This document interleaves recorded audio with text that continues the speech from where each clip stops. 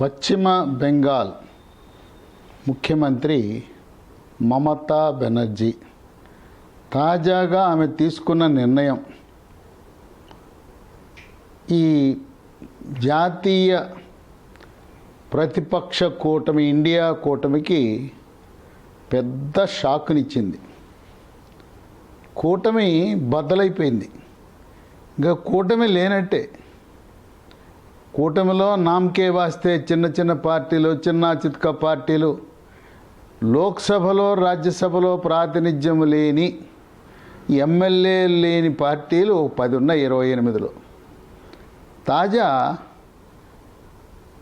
ఆమె నిర్ణయం, నేను పశ్చిమ బెంగాల్లో నాకున్న 42 సీట్లు తృణమూల్ కాంగ్రెసే పోటీ చేస్తుంది. ఈ రాష్ట్రంలో కూటమి లేదు. మీరు ఎవరు కావాలంటే వాళ్ళు మీరు పోటీ చేసుకోండి, నేను సహకరించను. నేను ఇచ్చిన ప్రతిపాదన కాంగ్రెస్సు వామపక్షాలు అంగీకరించని కారణం వల్ల నాకు ఈ ఇండియా కూటమి ప్రతిపక్ష కూటమికి రామ్ రామ్ అని చెప్పేసింది. ఆమె ఇచ్చిన సూచన ఏంటంటే, పశ్చిమ బెంగాల్లో కాంగ్రెస్ పార్టీ అడ్రస్ కోల్పోయింది. వామపక్షాలు ఎక్కడా కనపడటం లేదు. అయినా పెద్ద మనసుతో కాంగ్రెస్కు 2 సీట్లు, వామపక్షాలకు 2 సీట్లు ఇస్తాను. నేను 38 నియోజకవర్గాల్లో నేను పోటీ చేస్తాను టీఎంసీ పార్టీ తరఫున. మీరు కేవలం 2కే పరిమితం కండి. 4 నియోజకవర్గాల్లో మీరు ఉంటారు.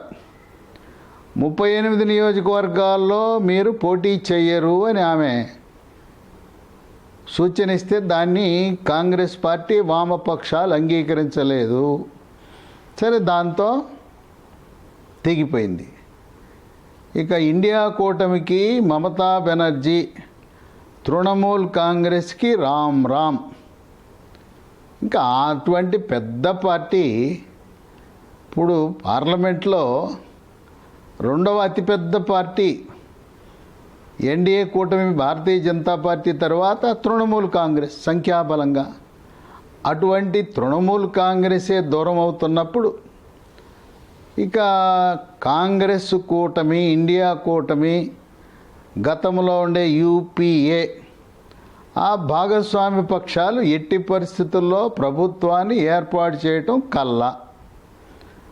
ప్రధానమంత్రి మోదీ ఊహించిన విధంగా ఆయన గతంలో 303 సీట్లు 2019 ఎన్నికల్లో సాధించిన బీజేపీ ఈసారి 350 సీట్లు బీజేపీ సొంతంగా గెలవాలని, ఎన్డీఏ కూటమి 543లో 400 పైగా సీట్లు సాధించాలనే లక్ష్యంతో పనిచేస్తున్నారు.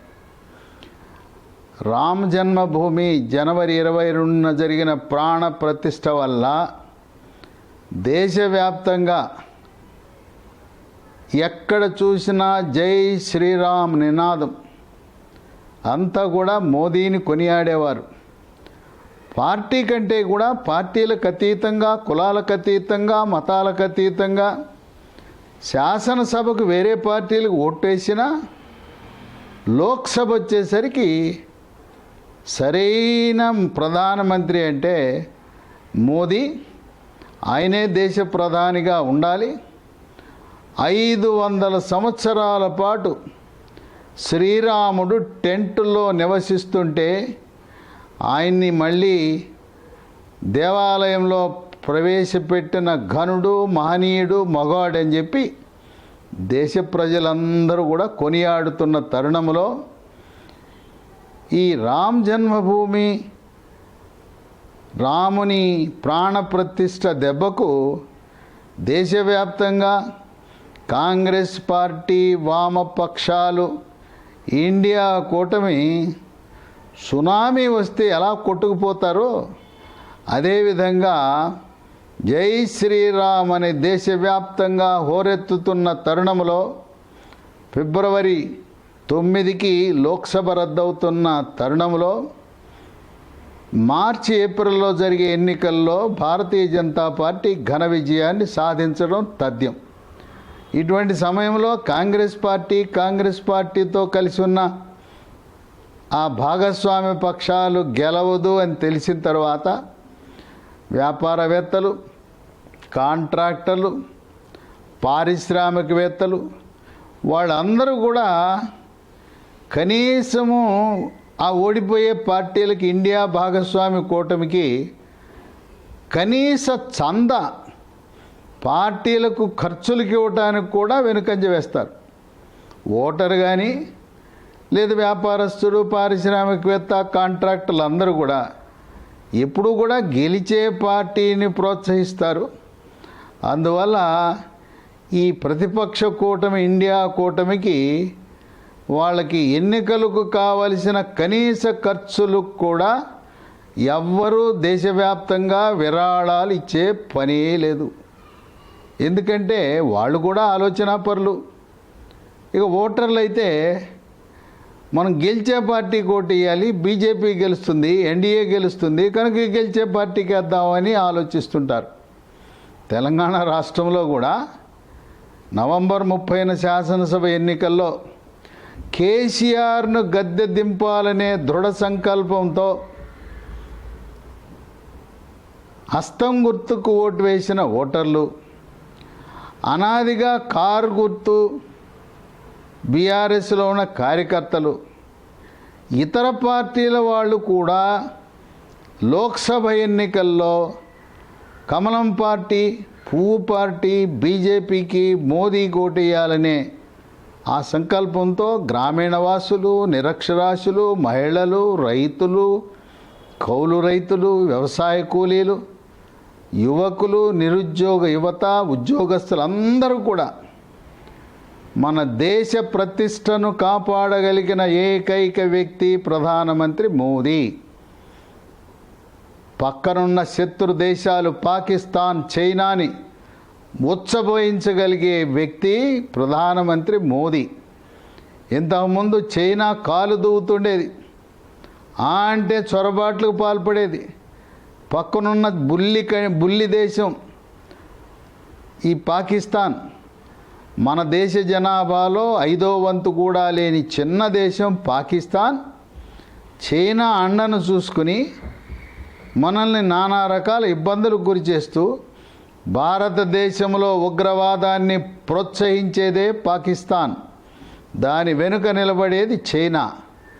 కనుక చైనాని, పాకిస్తాన్ని ప్రపంచ దేశాలలో మనకున్న పరపతి, భారతదేశం యొక్క పరపతిని అగ్రరాజ్యాలు కూడా గౌరవించే స్థాయికి తెచ్చిన మహనీయుడు, వ్యక్తి ప్రధానమంత్రి మోదీ. కనుక దేశవ్యాప్తంగా ప్రజలందరూ కూడా పార్టీలు కాదు ముఖ్యం, ప్రాంతాలు కాదు ముఖ్యం, కులం కాదు, మతం కాదు, మనకి దేశానికి ఇలాంటి ప్రధానమంత్రి రాబోడు నభూతో నభవిష్యత్ అనే విధంగా ఆ శ్రీరామచంద్రుడు, ఆ భగవంతుడే ప్రధానమంత్రి మోదీని. అక్కడ భారతదేశ ప్రజలు కష్టకాలంలో ఉన్నారు. వాళ్ళకి నేను పరిపాలించిన విధంగా నీవు రామరాజ్య పాలన సాగించి పేదరిక నిర్మూలన చేసి ప్రజల కష్టాలను తీర్చమని ఆ భగవంతుడే, సృష్టికర్తే ప్రధానమంత్రి మోదీని ప్రస్తుతం దేశ ప్రజలకు అందించాడని అనేక మంది భారతదేశ ప్రజలు భావిస్తున్నారు. కనుక మమతా బెనర్జీ తన నిర్ణయాన్ని ఈరోజు ప్రకటించటం, 25 జనవరి నుంచి నాకు కాంగ్రెస్ కూటమి, ఇండియా కూటమికి రామ్ రామ్ అంటూనే ఆమె చాలా తెలివిగా మరొక వ్యాఖ్య చేసింది.